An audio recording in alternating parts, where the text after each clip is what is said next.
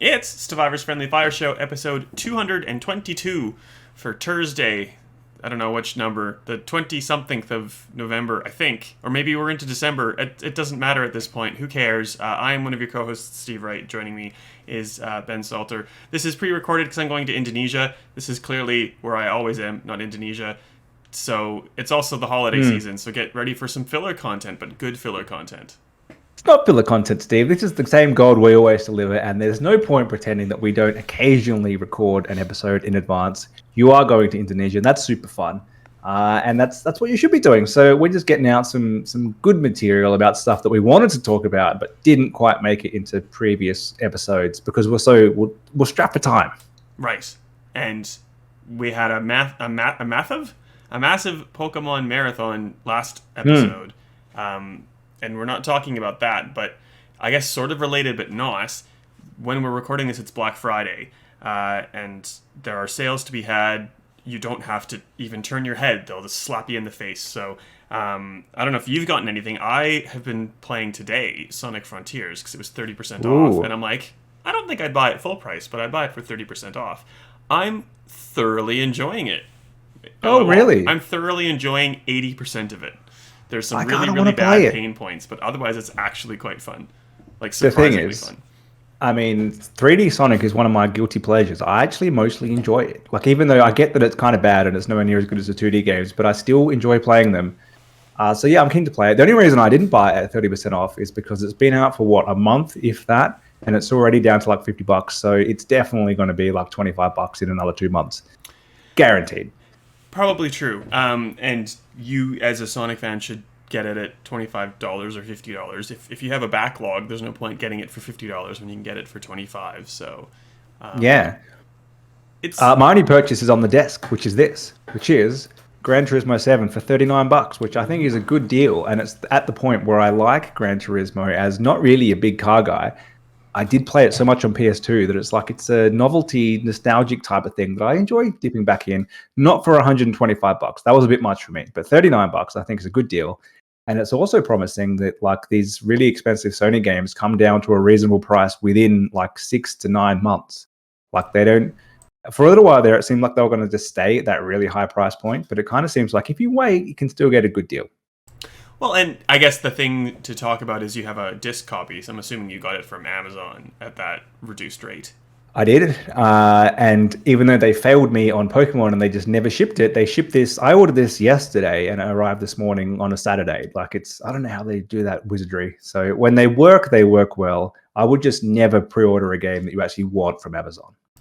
I agree. And the weird thing is, I guess, I wasn't expecting Sonic Frontiers to be on sale digitally for a long time. And that's like, I got mine digitally 30% off, which that's kind of why I just pulled the trigger. Because I'm like, I don't want to play, a disc. I don't mind playing a disc, but half the time if I have a disc of something, my husband will walk in and be like, oh, that looks cool. And I'm like, well, you can't play this particular thing because it's connected to this disc and not connected to any of the Xboxes or PlayStations we have. We've had the digital disc debate so many times on this show. The gist is basically it's nearly always cheaper on disc, and if you're happy to go with it, that's the way you should go. But if you're happy to go digital, the Xbox Series S has been like $399 Australian everywhere, which is a pretty good price for a current gen console, especially since the PS5 has gone up in price. It's half the price of a PS5, and I would kind of suggest it if you just want Game Pass and that's all you want at that price point. I've been pretty like there's no point in the Series S in Australia at $500, but at $400 I can now see value in it. I think it should stay at that price if it can. Yeah, well, and yeah, it depends what you have in the house as well to make it a bit easier. If you have like a spare 8 terabyte hard drive from an old console lying around, it makes it a bit easier to manage the storage issue that we've also talked about so many times. But it's a good entry point. And, like also in the news, in the midst of all these sales, we're seeing EB Games sell pre-owned PlayStation 5s for basically the same price as a new PlayStation 5. So the same price you paid if you bought one before like 2 months ago, like at $750 for a pre-owned PS5. That's a bit dirty, EB Games. Like I get it. There's strong demand for these consoles and they can probably get that money. But what do you think they're buying them for? Like probably $500? Like it's even $50 lower than that. I would kind of say, okay, I just think it's a bit dirty of them. Yeah, and I'm not sure. I need to brush up on how the warranty works. I think you get. I don't You know. get I 12 don't. months. Yeah. Yeah. Well, is that enough? Who knows? Like buyer beware, I suppose. For 50 It's not. bucks, I think I'd advise just getting a new PlayStation. To be perfectly honest, Yeah. and you're starting to be able to get one a little bit easier. So They're absolutely doing it because they know at some point someone's going to walk in and say, I would like a PS5, please. And they say, we don't have any new ones, but you can get this crummy old one. And look, at this point, they're probably all in decent condition still. That said, the people who are trading in their PS5 to EB now, 2 years in, they either like haven't used it at all, so it's going to be pristine, and that's why they got rid of it, or I bet you it's like fully rough and it's like just been thrashed and thrown all over the place, and someone's just been like, just get rid of it. I reckon it's one of those two. You get like a crummy, awful one, or like pristine, and again, maybe a bit dusty. I need to brush up on consumer law and stuff, but I'm imagining they have to when they take it in do the not only like the power checks but also like internet checks and all that. Like you see horror stories on Reddit all the time of people being like, "Oh, here's an Xbox or a PlayStation that's like $300 cheaper. Like what a bargain!" People are like, "That person's definitely done something to get that console like banned from the PlayStation network or the Xbox network." So if it seems too good to be true, it probably is. I think they do a proper refurbish of some sort, but yes, as you say, it's a little bit crummy. You could probably just buy a new one for that price, but no doubt it's due to demand. Well, there you go. I don't know if I have anything else Black Friday sale related. I'm kind of that person that just gets the things he wants, if as they go, which makes Christmas fun and everything else too. But that's how I work, and I don't need storage or anything. Like usually I get like lame things, but I bought storage lately, and I upgraded my PS5 storage facility or capability already. So must be nice. What you're saying is first world problems. You're too well sorted to even need Black Friday. I'm too organized. Or Black Friday fortnight or whatever's happened, like getting all these emails of places saying, "Oh, Black Friday sale starts early," and then like the day before, it's like it's about to end. Like you shouldn't have even started yet. Anyway, that's a different complaint that's coming from an old man part of my brain. Well, the old man, you and I, or me at least, you didn't say that you're as self-indulgent as I am, but I want for nothing now. But the 2002 version of me had like 10 cents to his name and could get maybe like 1 or 2 games a year. How time has changed things. I think we alluded to talking about this, how 2002, I can't do numbers in my head, was pretty good. We didn't talk about it last week, so we should talk about it this week. What's say? Yeah, it's celebrating. There's a bunch of 20th anniversaries. It's also kind of worked out. This is episode 222, and we're doing 2002 20th anniversaries. Lots of twos going on, and it kind of fits. And the main thing that made me kind of realize how much of a banger 2002 was is one of the devs of Metroid Prime started tweeting out all these like it's a 20th anniversary, so I'm going to just release some secrets. And I kind of wish more games would do that. Like years later, just kind of say, this is how that thing worked. He did like 12 or so developer diaries, basically, just on Twitter. He's at Zoid CTF, I believe. I'll make sure the tweet that you've linked gets in the show notes if people are curious. I just picked one at random, which is basically the static you see when you see certain enemies. Like the GameCube didn't have enough memory to be able to have that as a texture, so they found out a way to kind of jumble the game's code and have that appear on screen at the right time. And so you're seeing the game's code running to look like static, like cool little things like that. And they explain how like why when you're in a morph ball puzzle, like they have to have a little door at the end sometimes, and often you wouldn't have ever seen that, but they had to put that in because people were getting to the end too quickly. And you just fall through the world because the GameCube couldn't load the next stage fast enough. Like stuff like that, and having to find those problems. There's a weird one about like an error that they were encountering, and Nintendo wouldn't let them kind of ship the game because of this error, and they could only reproduce it by making a really cold console do something. So they had to have a GameCube like in a freezer to get it to like reproduce this error, which no other game was having. Like weird stuff. How did they fix that one? I don't know. That's so cool. They did explain that. But yeah, there's a bunch of stuff like that. And it's kind of like, I wish more games would do this when you kind of look back over 20 years or 10 years or whatever and kind of say, hey, that thing that you probably never even noticed, this is why, and this is how it happened, before it gets lost. Because this is just stuff in some guy's memory. Like eventually people are going to forget this stuff. So yeah, some cool design choices in games like that. And like, I guess in contrast, we're getting things like a Splinter Cell remake. Not timed for the 20th anniversary. That's this year, but their Ubisoft is now taking to YouTube and stuff with videos that are sort of in the same vein, but like actually nowhere near it, because it's usually like current day Ubisoft people kind of reflecting on what they thought Yeah. of the old Splinter Cell and how maybe they're going to improve AI and this and that and the other, which is nice and it's good to know for the new game. But like you said, we're losing access. I think Clint Hawking was Ubisoft and then not and then back and then not. I think he's not again. So like we don't have these people attached to those original games able to give us those insights unless they're provided somewhere and we, try to compile them for posterity. That's But right. also, And Splinter Cell's a weird one in that like the last game, so it's going to be 10 years between Blacklist and the reboot. And so it's kind of weird that Ubisoft is like, it's 20 years of Splinter Cell. But not really when the last 10 of that has been nothing. So good on you for bringing it back eventually, Ubisoft. well, that remains to be seen if it's worth bringing back. I hope after all of this demand and all of this time, it's not bad. Well, I guess we have the same sort of thing. Battlefield, 20 years, and 2042 is very much in a period of rebuilding and regaining of trust. Yeah, so I mean that's one of the many bangers that came out in 2002, Battlefield 1942. That actually makes me feel old, that one, because I remember playing that. That was like you could get it in the cereal box level game for like a brief window, and it was like a really good, or maybe it was Battlefield 2 or Vietnam, one of them, not a fact-based show. So like that was the big multiplayer game of the day that you needed a powerful PC for because it wasn't a thing on consoles yet. And then it's kind of crazy to think in the same year that you get like a Metro Prime, you get a Mario Sunshine, you get the first Animal Crossing, and that's all on a console which wasn't super successful and also exclusively got Resident Evil 1 remake and Resident Evil 0 in the same year. Like, could you imagine that happening in the same year? Capcom did. Yeah, you can get it on everything. But yes, I know what you mean. That was a good year for Gamescom GameCube. People who also like GameCube. Yeah, there we go. The Capcom 5. So imagine if they had gone with like, here's Resident Evil 4 remake and Resident Evil 9. Like, it just wouldn't happen now. Anyhow. Well, and I don't think 0 was any good. So but it showed off a really cool GameCube thing that they could do with the zapping and like having basically just two characters anywhere and switching back and forth, which now you take for granted. Yeah, of course that could happen. What do you mean? But sorry, no, go ahead. Like you were saying with all the Metroid Prime stuff, like having to be really inventive to do this. Like they had to be inventive on the GameCube to get a lot of that to happen and to make it look seamless. When behind the scenes, it was very much not seamless.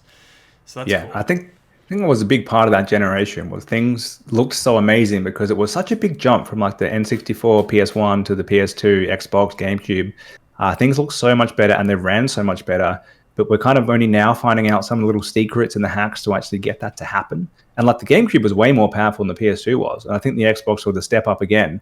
And like those consoles were struggling. So how did some of these games run on the PS2, which was way more popular, but much weaker? So it's just kind of, it's somewhat fascinating if you're interested in the history of games to now look at how that actually happened. And we complain about things now, but they were quite ingenious in getting some of these things to actually work back in the day. Yeah. And I think some of it, I can't remember. I remember trying to read about some of this stuff. It had something to do with the GameCube disc because it was that kind of like proprietary Too small little thing. Yeah. But I can't remember. And having to shuffle things to memory. I think Resident Evil 0 had 2 discs. I can't remember anymore. I think all the Resident Evils did because it was like a 1.5 gigabyte disc, the GameCube mini disc. Certainly 4 was 2 discs. I think not a fact-based show. I think they all were.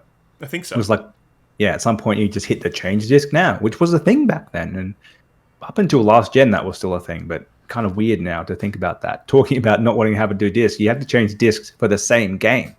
Like, anyway, we're so well serviced now by just being able to change to one of our 1,000 games that are available. You can stream anything. You'd have to get up off the couch to continue the game you're currently playing.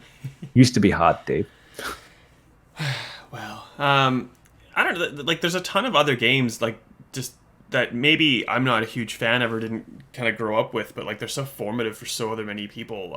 Like, the Elder Scrolls 3, I'm more of a Fallout guy, but, like, that was kind of like the renaissance, the return of Morrowind proper. And there would have been no Oblivion without that. There would have been no Skyrim, and if we ever get it, and Todd Howard is still working there in Elder Scrolls 6, like... There wouldn't be Skyrim on a fridge without... Morrowind. That's right. Time Splitters 2 was pretty big. I don't know if you played that. That was like GameCube, PS2. I don't know if it was Xbox.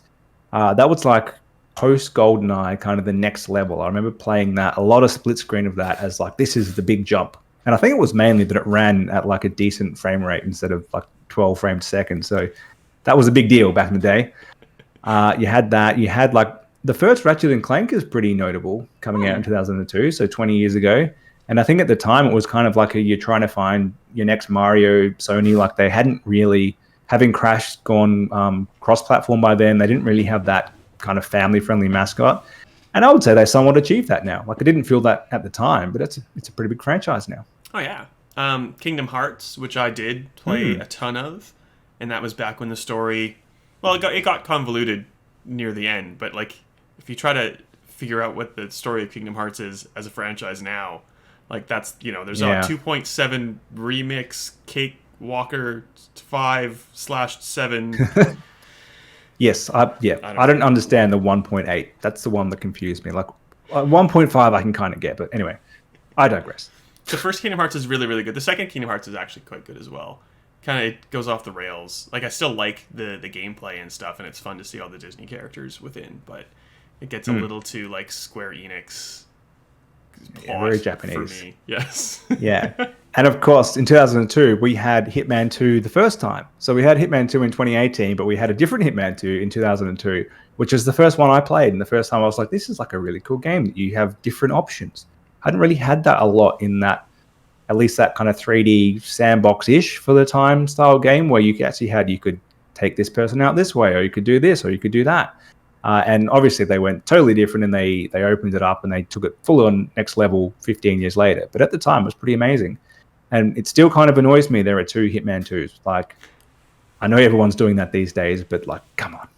Can we wrap the show up? I got to go play Call of Duty Modern Warfare 2. Yeah. Not the first one, not the remastered one, just the new number 2. That'd be... How many poor kids do you think are going to get like a PS3 copy of Modern Warfare 2 2009 for Christmas because their mums just eBayed it and being like PlayStation Modern Warfare 2 and being like, oh, I'm not going to pay $100 in JB Hi-Fi. It's $18 here on eBay. Are any of them at least back compat on Xbox? I'm not sure. Because at least the kid, if they have a disc, could pop it in and still play a game, but who knows? Yeah, it is. They're all back compat on Xbox. So not that the kid's going to be happy about that. Like, that's not even the silver lining there. It's just like, oh. It could happen, yeah. I set up my nephew on... I can't remember if I've told the story before or not. Like, my nephew's 13, 14. And... like, I was trying to do the right thing. I gave him an old Xbox back in the day, and we set up his gamer tag, but I had his dad sitting beside me, and we set up his dad with a gamer tag, and I did all the child filters and stuff. And then his dad's kind of like, I don't want to have to deal with this anymore, but I'm like, okay, I can't turn it off, so I've, like, shifted all the family stuff around, so, like, I'm essentially in control of my nephew's... That's fine. Well, yeah, which is fine. And, like, my sister doesn't know what she's doing. She's just like, please, do this for me. I got an email yesterday being like, your nephew wants to buy Call of Duty Warzone 2 because it's like 17 plus, so I had to like approve it, and I just, sorry kiddo, like I know you're already playing Warzone, but click, now you can play Warzone 2. Family stuff is cool and weird, but yeah, I don't know why I brought up that story. It's strange that you can't turn it off at some point, just being like, you know what, we made a mistake. I kind of get maybe legally they've kind of said, like you've said, this is for someone who's below whatever the age limit is. But yeah, it's weird that they don't give you an opt-out at some point. There's some weird convoluted ways to do it, but it's like a 10-step process, and I tried, and like the extra layer of like the Canada-Australia thing makes it a little bit more complex. But like one of the weirdest things that I've encountered with my nephew is that, like, he can play all of the NBA 2K stuff, but when it gets to my player, I think that's the right one, like because it involves the city and all that like virtual currency like gambling stuff. They've put a lock on that portion of the game, so he can play like 90% of the game, but not the version that his friends can play because their parents didn't put any child locks on their accounts. Like, oops.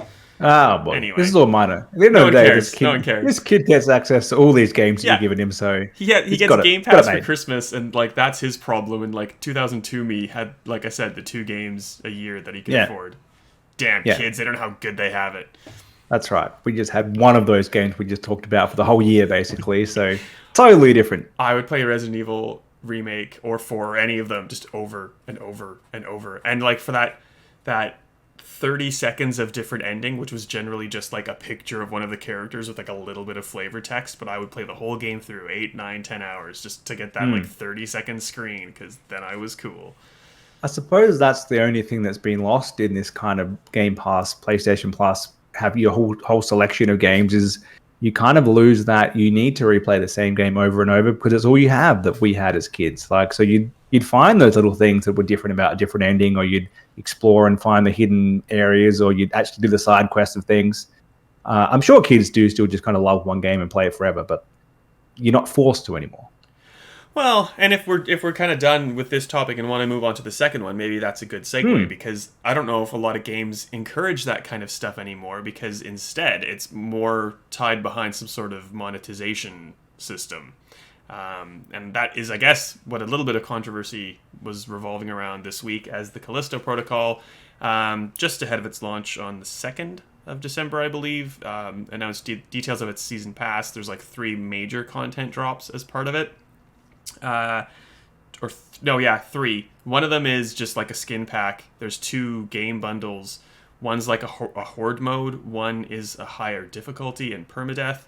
And the latter 2 have a total of 25 extra death animations. And I think the huge controversy was IGN might have reported on this as if it was like a battle pass and not a season pass. And I understand the confusion with all of these pass systems. This is more like a DLC bundle of stuff tacked onto the game for an extra charge. It's only available with Digital Deluxe.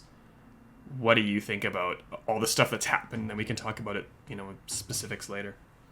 Yeah, so Glenn Schofield, who's the director, I think, or founder or something like that, he pretty much straight away said we need to hit back on what IGN said, and it's, we're not trying to charge you more, we're not holding anything back, this is all going to be new content. And I don't think anyone's up in arms about the content packs that are coming, the 2 expansions or DLC or whatever they are. It was all around those kind of new animations that are being added, which I can see how it got reported this way because it's kind of what they said. It was kind of like pre-order now and you get access to these extra animations later on. And they were kind of like, no, you were not holding anything back. This is going to be new stuff later. But like you are holding stuff back. Otherwise, you wouldn't know that's a thing that's coming. Like, how do you know there's 25 new animations if you haven't done anything on them? Like, Yeah. how can you be sure? And it's not Like, it's not a pre-order bonus if it's tied to the Digital Deluxe version, which is yeah. 125, I think, Australian as compared to 100. In Steam, it's just like this is part of the Digital Deluxe. If you look at the Xbox store, it says that the season pass is like a pre-order bonus for the Digital Deluxe. But like however you spin it, it's an extra fee to get this specific version, and that's where the season pass is. I tried to get like word on standalone pricing for the DLC packs, or even for like standalone pricing for the season pass on the whole, and I haven't heard back yet. So like it is stuff being held back from people behind a paywall. And like I don't really care so much about the death animations. I know the games are really big on that. Having a higher difficulty and permadeath tied to a fee doesn't seem great, in my opinion. Yeah, I think probably would have been best if they didn't respond. They just kind of let it be, like, this is what it is. I think their response being like, no, you've been wrong about this. We're not holding anything back. We're being squeaky clean and we're doing a great thing for our customers. I don't know. I think you kind of are holding stuff back and you're gating some of it behind this. And maybe that's fine. Maybe it's like, if that's what you're doing, don't try to pretend you're not. And I feel like probably mid last generation, everything had a season pass. And it was kind of before the game was even out, they were trying to sell you the next thing. And it was very much why don't you give me the game first and let's see if it's any good. And then I'll think about getting the next thing. They were very big on, buy the season pass before you even bought the game. And that kind of tailed off a little bit. And so it's kind of happened less. And I think this has kind of brought it back in the sense that it's trying to do that old school way of selling you stuff before you even got the game. And we've lost the days of a game coming out, being great, and then them deciding, let's continue that and add DLC. Like that, I can't remember the last game that did that. It seems to be all planned long before anything's been released. And I can see that, but it makes DLC a bit less exciting to me. Well, and there's like the two sides of that coin. There's like the God of War Ragnarok, which is like, here is the complete product. That's it. That's pretty much all you're Hmm. gonna get. We might add in like a weird costume or something as like a fun bonus, or like in the case of God of War PS4 to PS5, like give you a bit of a performance boost update when we can. But like, there's no DLC planned for Ragnarok Great. as far as I Perfect. know. There wasn't for the first one. So that's it. You pay your money, boom. And like that maybe is part of the reason why Sony decided to up their pricing to 125, because they've put all this time and effort in. That's the only money they're ever going to get out of you for that experience. It's not like a Last of Us multiplayer thing where you can buy skins on the go. Yeah. And then you have this side where it's like you already have the post-launch pricing already planned. And I guess I'm not sure. It's probably a combination of both to some extent. Like it could be the publisher, which is Krafton, who do PUBG. Like I don't know how much striking distance what they get to do or say about this. Like they're probably committed to have to make this stuff and charge so much as part of the normal game. So I don't know. Yeah, is what it is. I think it would have been best if less was said. I think the IGN were probably a little bit wrong in how they reported it, but I don't think that much so. I think it was kind of unclear in how the marketing reported it. So they were a little bit vague on purpose, which kind of made the headline a bit vague. And then the developer has stepped in and they've been a bit, probably too much on the front foot when it wasn't that wrong. And it's got a little bit messy in how it's been reported from all fronts now. Yeah. Well, and like I really like Glenn Schofield. He's the guy who dreamed Yeah. up Dead Space, and that's what this is really. So I'm super excited for this game. But he made news in September, being extremely proud of his team, like crunching for months on end to get this done. It's like, no, that's not how we do this anymore, guy. Yeah. And he kind of walked his comments back, but like it was more of that like, I'm sorry that you're sorry, or I'm sorry that you're angry for this, rather than Yeah. acknowledging what was happening. Yeah, he does seem like the type of guy who maybe shouldn't be tweeting things. Could be good advice. He's kind of gotten away with it twice. I think the third one might be the one that ends it. So maybe just leave it now. Speaking of guys who shouldn't tweet any, me, you can find me on the internet at srightau, on Hive and Mastodon and social and not social, Twitter, which is social, for if it's still up. I don't know, all the things. Yeah, it's still there. Who cares? I don't even want to be tweeting or doing anything anyway. How do we find you? What's going on? Well, I'm Ben_Salter on Twitter. That's basically the only place I still am at the moment. And it doesn't really matter because you're on holidays. I'm not on holidays, but I've got nothing to say. Exactly. Well, because I'm gone for 2 weeks, we're still going to be in your ear holes next week. We've got some special things planned. I think we might come back the last week or the week after that, and maybe have one big finale. We'll do Game of the Year. Maybe we'll talk some Callisto Protocol because we both have had a chance to play it. Yeah, we'll definitely be back for the next few weeks.